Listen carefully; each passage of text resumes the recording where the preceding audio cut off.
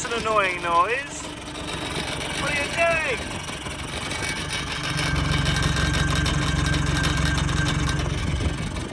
That's a new one. Turn that rubbish off. Ooh. Well, that's as good as introduction as any, I suppose, to the 2023 kind of update of the Bobtail. The exhaust rubber at the back has decided that it didn't want to last very long into 2023 and has perished a bit. This one here. So I have a pack full of those at home, but they're at home and I'm not. So I'm going to try and fix that. In the meantime, I'll give you a quick run around while it cools down anyway. A quick run around about what's happened in the last 2 years and a bit. First thing is more modifications to the dashboard. I added 2 isolators which aren't connected to anything yet, but will ultimately replace the 2 isolators under the dash, or they'll be linked in line with, so you can actually use both. You can connect to, you can switch on with this one or switch on with that one and they'll both do the same thing. And I've also added the sockets here because the little socket setup I had down here was rubbish, didn't work very well. So these are much better, they're proper, they're actually marine grade, they have little waterproof covers somewhere in here, I think I have them, no idea. And otherwise I think I had this fire safety stick last time I made a video. No, I didn't, I wouldn't have done. This is new, this is a fire extinguisher, it's a fire safety stick, I got it in 2021. And instead of a normal fire extinguisher, you use this and it's basically a flare. Sorry about the wind noise if there's a lot of it. It's a flare that shoots out inert gas and puts out fires. I've seen it demonstrated, it's good with fuel fires, it's generally very good. What else have I done? I've switched the switches upside down so that off is now down and on is up. Americans might like that because stuff used to, well, the mirror fell on the switches once and turned the roof lights on and flattened the battery overnight, which was no fun at all. So that's now done.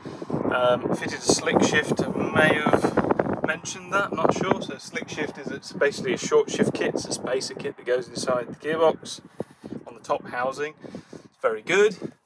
What else have I got? I have painted it. So late 2021 I painted the outside. I can't go to full wide on this while it's done, but this is Raptor. Yeah, it has its sort of moments and it needs a wash, but it's very durable paint. This is all pollen actually. This is horrible stuff for hay fever sufferers. Raptor paint all over. These are all done with the same bed lining paint I used before. Okay, they're not going to last forever, but it's a tougher paint. And done with a roller. It's really hard to tell when it's dirty, but it's actually come out quite well. Yeah, it's quite dirty. It's come out really well, the Raptor has. I'm pleased with it. It's quite a smooth finish. I used small gloss rollers, and yeah, you can get the texture there. It's not bad. The only problem is the rollers fall apart, sort of really quickly, and you have to be careful. You get through quite a lot of rollers, but it's a big improvement over the faded, scratchy, patchy paint that I had before. As I removed some of that paint with a sander, it did uncover some of the filler that was used on this section. You can't see the join. You could see the join before.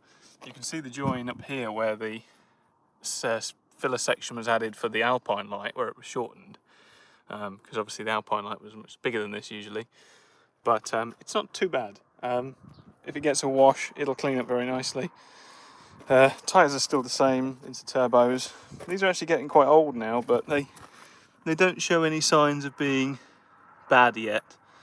The other ones were quite old as well. These are coming up to, I've had this truck, believe it or not, I've had this for 6 years now. It's actually 6 years, kind of about now. I had the Freelander for a year already, which is unbelievable. And yeah, 6 years have gone very quickly, and those tyres were one of the first things I bought because the other ones were trashed. It was in the first year, definitely. One other major thing, now I mentioned about the battery going flat. One other thing I've added, can I climb up onto the roof with the camera, is a solar panel. Little PV panel, which goes through to that little grommet there, little gland thing, and then to this controller and down the A-pillar to the battery using C-Tech connectors once it gets under the bonnet because they're waterproof. And it's just a little trickle charge. In fact, it's trickling now, just to keep the batteries topped up. It does very well. I mean, I've just turned this off, obviously, so it's not really indicative of the voltage it gives, but it tends to keep the batteries at 12.9, and it trickles across to the second battery, even though it's connected to the main battery, really. It works fine for me, works very nicely. Yeah, it's just really nice to keep the battery topped up. I have a bigger solar panel that tops up the batteries for the Mazda and the Freelander together. It's got a split lead for that. It's just so nice to have the option to just keep the batteries topped up without having to worry about it, especially after worrying about electric in the Tesla and stuff like that for years. Something else you might notice here, there's a switch. I'm really sorry about the wind if it is windy. There's a switch here. This is fan override. This is a relay with these are just connecting the output of the relay, so I can, probably can't hear that with the wind, but that's the electric fan running. It's partly because, well, I don't really know if it's running otherwise. I can't tell if it's working. I've added this switch here, has an LED in it, and this has another relay now. So the idea is when the little I did make a video of this. There's a little temperature sensor. When that comes on, it actually lights up that light now. Rather than necessarily putting the fan on immediately, if the fan's off, which it's in the position of off now, it'll light up still to tell me that it should be on. Just so I can know if the temperature sensor's working. Because otherwise, it's kind of hard to tell. But I don't necessarily always want the fan on. So yeah, little things I've been trying to do. Something I'm thinking of now is what to do about the windscreen and the heater. Heater in this is, let's be honest, it's complete rubbish. I mean, Land Rover heaters are never brilliant anyway. Discovery heaters, maybe a bit better. This one has what is essentially a hairdryer motor inside it. Don't know why. I've got pictures of it, but I don't know the reason why it was changed. It's really weak, and it only blows out of the front, which is it's okay. It's meant for clearing the windscreen. That's all. What I've been thinking of doing is either putting a heated windscreen in, just using the same blower switch. That's a 30 amp breaker.